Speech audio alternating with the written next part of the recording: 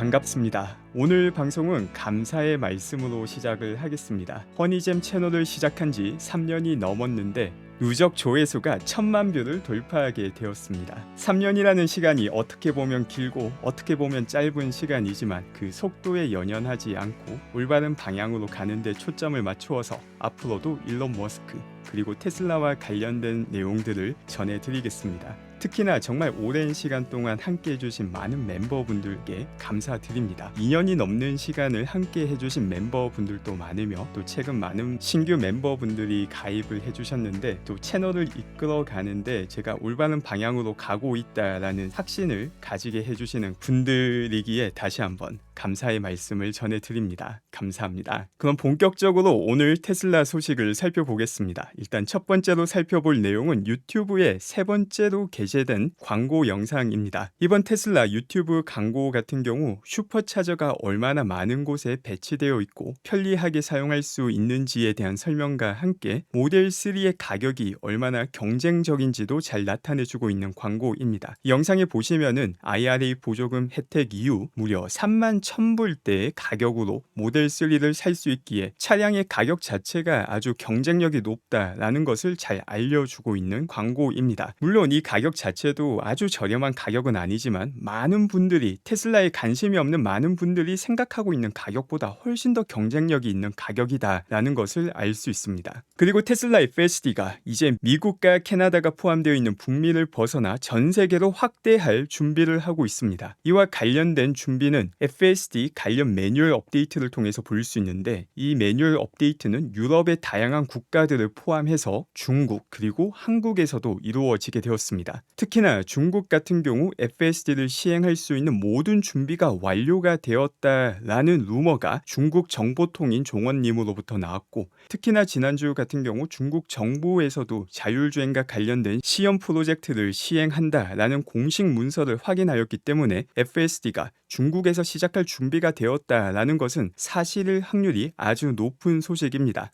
그리고 중국 같은 경우 무제한 슈차 충전권을 가지고 있는 분들 같은 경우 올해 말까지 신규 테슬라 차량을 구매할 경우 무제한 슈차 충전권을 이전할 수 있다라는 소식이 전해졌습니다. 이거 역시 연말 중국 내 판매량을 높일 수 있는 좋은 이벤트가 됩니다. 그 밖에 테슬라 공매도를 꾸준하게 해온 짐 차노스 결국 헤지 펀드를 폐쇄하게 되었습니다. 테슬라 공매도 결과 60억 달러가 넘는 자산을 관리하던 이 헤지 펀드는 이제 2억 달러 미만으로 줄어들게 되었습니다. 물론 이거는 사람들이 돈을 가져가서 관리하는 금액이 줄어든 것도 있지만 만약 이걸 반대로 했다면 2억 달러를 관리하던 헤지 펀드가 60억 달러가 된 것이고 그 시작부터 짐 차노스의 공매도가 아닌 그 반대로 했다면 60억 달러의 펀드가 1800억 달러의 펀드가 되는 것이니 테슬라 혹은 일론의 반대에 베팅하는 것에 이 참담한 결과가 어떤지를 잘 볼 수 있습니다. GM에서 흥미로운 소식이 또 전해졌습니다. 이번 2024년 슈퍼볼에서 광고를 하지 않겠다라고 밝혔습니다. 슈퍼볼 같은 경우 미국에서 가장 큰 스포츠 행사이며 가장 화려하고 큰 비용을 들인 광고가 게재되는 기간입니다. 아주 오랜 기간 동안 항상 이 슈퍼볼에 광고를 게재했던 GM이 올해는 예외적으로 광고를 하지 않겠다라는 흥미로운 내용을 밝혔습니다. 테슬라 같은 경우 그동안 광고를 전혀 사용하지 않다가 최근 들어서 광고를 시작하는 반면 다른 기업들 같은 경우 이런 큰 광고 행사에서도 나가는 아주 다른 행보를 보여주고 있습니다. 그 밖에 사이버트럭과 관련된 구체적인 스펙을 나타내는 테슬라 공식 이미지가 확인이 되기도 하였습니다. 이 이미지를 보게 되면은 테슬라의 적재 중량, 견인 중량을 확인할 수 있고 그 밖에 다양한 추가 정보를 확인할 수 있습니다. 다만 조금 아쉬운 점은 이 스테인리스 철강에 엑소스켈레톤이라는 단어를 적어야 되는데 오타가 나서 엑소세켈톤이라는 단어를 적었습니다. 아마 빠른 시일 내에 한 명이 잘리고 고쳐지지 않을까 생각이 됩니다. 이 사이버트럭의 자세한 스펙과 관련된 내용은 지난 2주 전에도 제가 살펴봤었고 이 영상에서 살펴본 그 범위 안에 스펙임을 확인할 수 있었습니다. 구체적으로 사이버트럭의 견인 중량 같은 경우는 11,000파운드이며 적재 중량은 2,500파운드이고 또 그 어떤 트럭도 보유하지 않은 방탄 기능을 가지고 있습니다. 지금 소이어님께서는 F-150와 비교를 해주셨고 저는 과거에 R1T와 비교를 했었는데 그 어떤 차량과 비교하여도 훨씬 더 뛰어난 능력을 보여주고 있습니다. 그 밖에 사이버 트럭이 샌디에고에서 직접 전시되고 있는 모습도 확인되고 있습니다. 이렇게 영상으로 봐도 매력적이지만 직접 3D로 된 사이버 트럭을 본다면은 그 누구도 눈을 뗄 수 없는 모습임이 분명합니다. 그 밖에 또 다른 GM 소식이 전해지기도 하였습니다. 이제 북미에서 테슬라의 NACS 같은 경우 사실상 충전 표준이 되었지만 이런 테슬라의 슈퍼차저 네트워크가 미국을 떠나서 아시아 국가에서도 확장되고 있습니다. GM이 중국에서도 테슬라 슈퍼차저와 협업을 하기로 동의를 하였습니다. 이 뉴스는 지난주 금요일에 전해드렸던 테슬라 메가팩과 관련된 뉴스인데 이게 왜 중요한지 어떤 의미를 갖는지 조금 더 상세히 알아보겠습니다. 특히나 재미난 점이 이 영상 같은 경우 6년 전 미국 에너지부에서 만든 영상인데 지금 테슬라의 에너지 사업의 미래를 아주 정확하게 보여주는 영상이기 때문에 이 영상도 한번 함께 살펴보겠습니다. 캘리포니아에서 테슬라 메가팩 규모를 보게 되면 20만 7천 가구에게 전력을 공급할 수 있는 규모이고 그 스펙을 보게 되면 250메가와트에 1기가와트시라는 스펙을 가지고 있습니다. 이걸 실제 테슬라 메가팩 판매 사이트에서 확인을 하게 되면 약 255개의 메가팩이 되고 매출 규모로 봤을 때는 334밀리언 달러 3.3억 달러라는 아주 큰 금액이 된다라는 것도 확인할 수 있습니다. 그러면 이렇게 엄청난 규모의 메가팩이 왜 이렇게 잘 팔리는지 그리고 더욱더 많은 미국 주에서 또 더 많은 국가에서 메가팩이 더 많이 판매될 수밖에 없는지를 6년 전에 미국 에너지부에서 만든 영상을 보면서 함께 살펴보겠습니다. 지금 설명하는 게 에너지 산업에서 많이 언급되는 오리 곡선과 관련된 설명입니다. 지금 보시는 차트가 시간당 사람들이 얼마나 많은 에너지, 전력 에너지를 사용하는지를 나타내고 있습니다. 그래서 새벽부터 에너지 사용량이 늘어나서 저녁 6시 정도에 피크를 찍게 되고 다시 내려가게 됩니다. 그런데 문제는 화석 에너지 발전소 같은 경우에는 이 에너지 사용량에 따라서 발전량을 조절을 할 수는 있지만 그 정도가 제한되어 있다라는 것입니다. 그렇기 때문에 에너지를 전부 다 사용하지 않는다 하더라도 더욱더 많은 에너지를 항상 발전하는 경우가 많습니다. 그런데 재미나게도 신재생 에너지가 더욱더 많이 활용됨에 따라서 신재생 에너지 발전량을 고려하고 난 다음에 총 에너지 사용량은 이 가장 높은 지점과 가장 낮은 지점이 더 가팔라지게 됩니다. 점점 더 많은 신재생 에너지로 전력을 발전함에 따라서 가장 많은 전력량과 가장 적은 전력량 사이에 기울기가 더욱더 가팔라지게 되며 전통적인 화석에너지 발전소는 이렇게 유연하게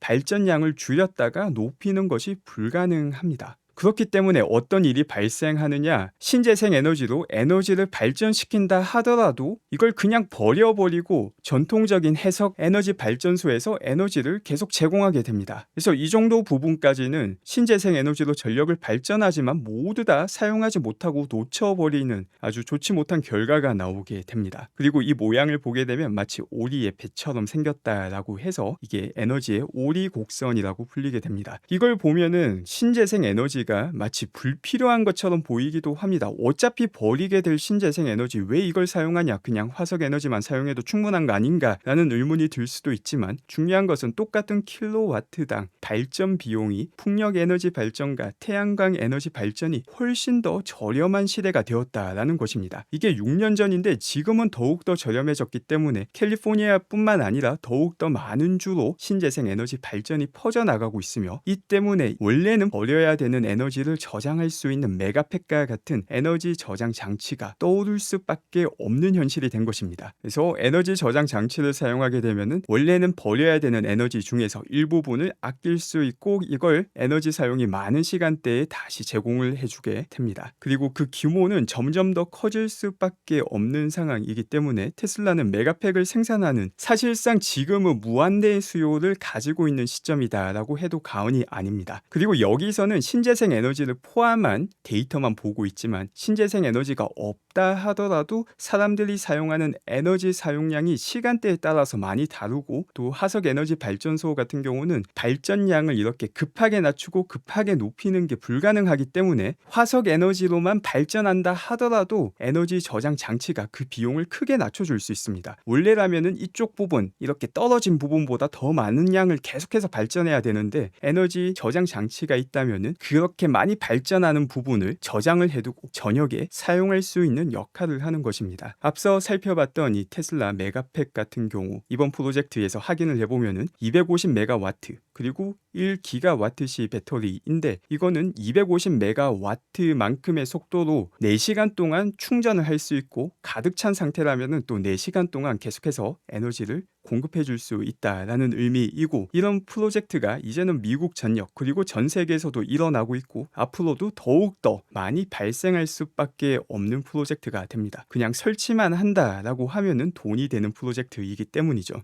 그 밖에 크루즈와 관련된 또 다른 뉴스가 있습니다. 바로 크루즈 CEO가 사임하게 되었다라는 소식입니다. 이 카일 CEO가 최근 크루즈에서 발생한 이 사고로 인해서 더 이상 영업을 할 수 없는 좋지 않은 이벤트가 발생하였는데 결국 CEO 자리까지 물러나며 가족과 함께 시간을 보내겠다라는 내용을 공식적으로 발표하게 되었습니다. 마지막으로 스타쉽과 관련된 내용을 살펴보겠습니다. 이번 주말 스타쉽 때문에 정말 너무나도 정신이 없었고 가슴 벅찬 주말이었습니다. 지금 보시는 게 스테이지 제로로 설명드렸던 발사대입니다. 이번 발사 같은 경우 발사대에 사실상 데미지가 거의 발생하지 않았습니다. 이로 인해서 일로는 3-4주 뒤면은 세 번째 스타쉽 발사를 할 하드웨어적인 준비는 모두 다 끝이 난다라고 말을 하였습니다. 이제 지난 첫 번째 완전체 스타쉽 발사 이후로 스페이스 X 측에서 두 번째 완전체 발사를 할 준비는 아주 오래전에 되었지만 FAA 허가 때문에 상당한 시간이 걸렸습니다. 그래서 이번에도 스페이스 X 측에서는 3-4주면은 다시 세 번째 테스트를 진행할 수 있지만 FAA에서 언제 발사 허가를 주느냐에 따라서 세 번째 발사 시점이 정해지게 됩니다. 말 그대로 서류 처리하는 시간보다 우주로 나가는 로켓을 만드는 시간이 더 짧게 걸린다라는 엄청난 역설을 몸소 보여주고 있는 스페이스X입니다. 이 스페이스X가 가지는 가치는 너무나도 크죠. 지금 보시는 게 과거부터 지금까지 스페이스X가 없었다면은 킬로그램당 우주 궤도로 보내는데 들어가는 비용입니다. 스페이스X의 시작과 함께 엄청나게 그 속도가 가파르게 저렴해지고 있습니다. 특히나 이게 로그 스케일이기 때문에 이게 100, 200, 300이 아니라 2배씩 올라가고 있는 로그 스케일입니다. 이 말은 스페이스X가 존재하지 않았고 과거 우주 산업에서 진행되는 혁신의 속도가 계속되었다면 스타쉽에서 제공할 수 있는 비용은 수백 년 뒤에나 성취가 가능한 수치다라는 것을 볼 수 있고 스페이스X로 인해서 문명의 발전 속도가 수백 년 앞당겨졌다라는 것을 의미합니다. 이렇게 인류가 발전할 수 있었던 게 정말 뛰어난 천재들의 많은 혁명 덕분입니다. 산업혁명, 정보화 혁명, 지금 일어나고 있는 AI 혁명, 그리고 바로 그 다음이 스페이스X 스타쉽으로 완성될 우주혁명이고 AI 혁명과 함께 미래의 세대에는 새로운 혁명으로 기록될 내용입니다. 그런 엄청난 내용을 함께 할 수 있었던 게 이번 주말 스타쉽 완전체 발사 테스트였고 남녀노소 그 누가 봐도 두근거릴 수밖에 없는 모습, 여러 이념적 갈등, 국가적 갈등을 뛰어넘어서 인류 전체를 하나로 합쳐주는 이벤트를 함께 할 수 있어서 저도 큰 영광이었습니다. 그럼 오늘 방송은